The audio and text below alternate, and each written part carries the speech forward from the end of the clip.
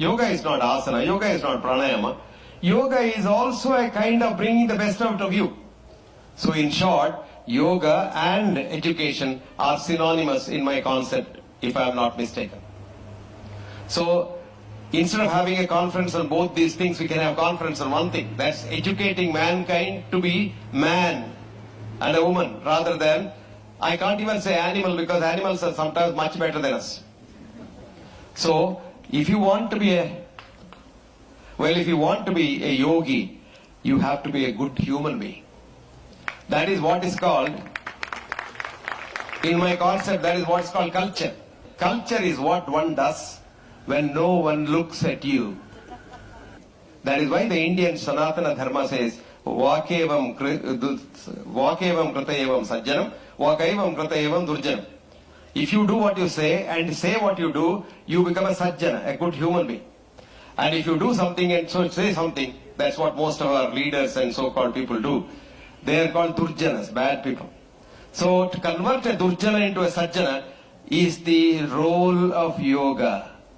What we normally do in teaching yoga is for half an hour, 1 hour, you do all the asanas and the pranayama and sit there and do om, om, om. For the rest of the 23 hours, you think of harming others, making a quick buck, and surviving in this world where one-upmanship is the only thing. Now this is what is killing people today. Why are we hating one another? Because we want to be one up. And how did we get this straight? Because the Western education is school. Up until the child went to the school, it was like God. I have done some studies on children and their smiling capacity. The child smiles about 500 to 1,000 times a day. Child. And you look at this child's heart rate variability, which is a very good denominator of how good your heart is. It's very, very good. But as you become a man or a woman and then go in life and try to be one up on others, you smile less and less and less. You reserve your smile for somebody. And most of the time when you smile, it is a grin. And the grin is terribly stressful. A smile relaxes about 172 muscles at a given time. And the more you laugh, the more you smile, the more irregular your heart is. More irregular means healthier you are. Don't believe your doctor when he says, oh, your heart is absolutely regular. If it is true, you will be dead. Regularity comes only after death. Life is irregularity. Life is rhythm. Life is vibration. Life is not solid as you see. We all look solid, but there is nothing solid about us. We are vibrations. And if you understand this, you understand how we connect with each other. You know, because quantum physics today scientifically confirms what the Sanatana Dharma rightly said. I'll quote one of the top quantum physicists who got a Nobel Prize for his pugwash and an alternate Nobel Prize for his work, who found out that energy is matter and matter is energy. E is equal to M. Hans Peter Dewar, some of you might know him. He is no more. He died. May his soul rest in peace. Hans used to tell me, I am a nuclear physicist trained by Edward Teller, who makes the hydrogen bomb. But when I realized he's making the bomb, I left him and came back and joined the Max Planck Institute, which we now call as the Werner Heisenberg Institute, with Werner Heisenberg, Einstein, and various other names that you've heard of in your textbooks. Now he says, my job was look at matter at the subtlest level. And lo and behold, one day he found out there was no matter at all. What was his job? As a PhD in nuclear physics, to study matter at its subtlest level. And the subtlest level he found there is no matter. And he called it as a-duality. No duality between the two. And do you know what he says? Who am I? I'm like a child in front of the Indian sages who for thousands of years called this as Advaita. And he quotes from the Gita and the Upanishad that says, Bahirantascha Bhutanam. It is inside and outside of every one of us. Charam, Acharamevacha. You are a fluid, liquid, jumping electroquarks, but you look solid, Maya. Sukshmavate Tavidnayam. It is so subtle that nobody can see it. Durastam, when you don't know, you don't know. Cha, Aniketa Chatat, when you know it's inside you. And that is where the Sanatana Dharma, which is not a religion, mark you, it's not a religion at all. The religion connotation was given by the West to divide us. Up until the West came here, up until probably 1857 Meerut riots, we didn't know who a Muslim is, who a Christian is, who a Hindu is. We are all one, brothers and sisters. After that we started because they said, look, you're not going to be together. That's where hatred started.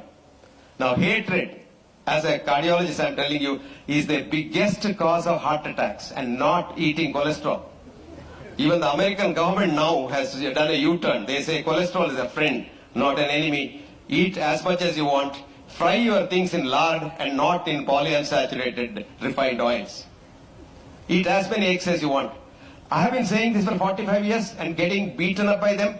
But today they are saying, yes, cholesterol is a good friend. Who is an enemy? Hatred. And how to get rid of this enemy?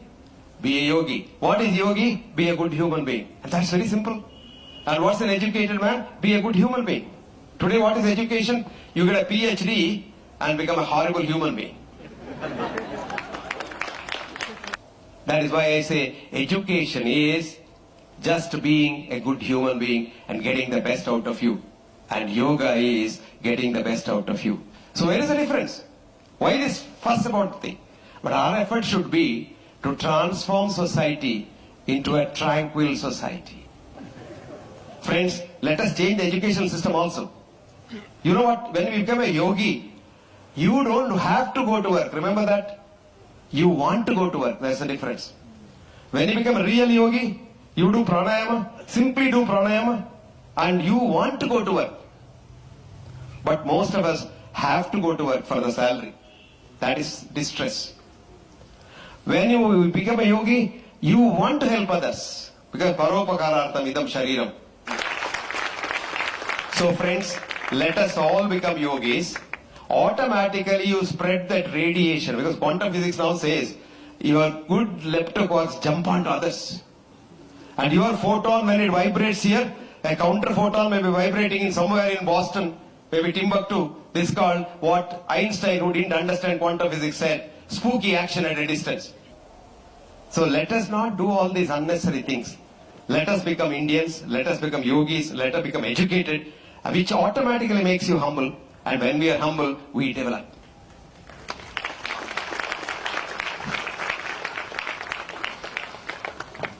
I have talked about so many things which probably are not relevant to what you thought I would speak about. But unfortunately this happens by calling asses like me. You don't expect to get what you want to get. But I thought I am here to give you a cafeteria approach. The camp approach is everybody gets, say, bread and or jam or something like that in the morning. But in a cafeteria approach, I want idli, I want dosa, I want something, you get it. So I thought I am giving you a cafeteria approach of telling you what yoga is all about, because I myself have to understand a lot about yoga, though I've been doing it for long. But let me tell you something as a doctor, on my own self. I have been able to treat some of the horrible diseases by what I call as quantum healing, or just becoming tranquil. Tranquil. And when you become very tranquil, you know that meditative state, you don't know, you get enormous power. Yoga and true education gives you insight beyond eyesight. What we need today for mankind is internal development. We have to do internal development of human selves. And that can be done according to our Sanatana Dharma through yoga and a proper education. And may this Kaivalya Dhama spirit started by Guruji go on till the sun and the moon shine on the planet. And may it attract. So friends, let us be one family, family of mankind. Let us have one religion, religion of love. And let's have one science, the science of yoga.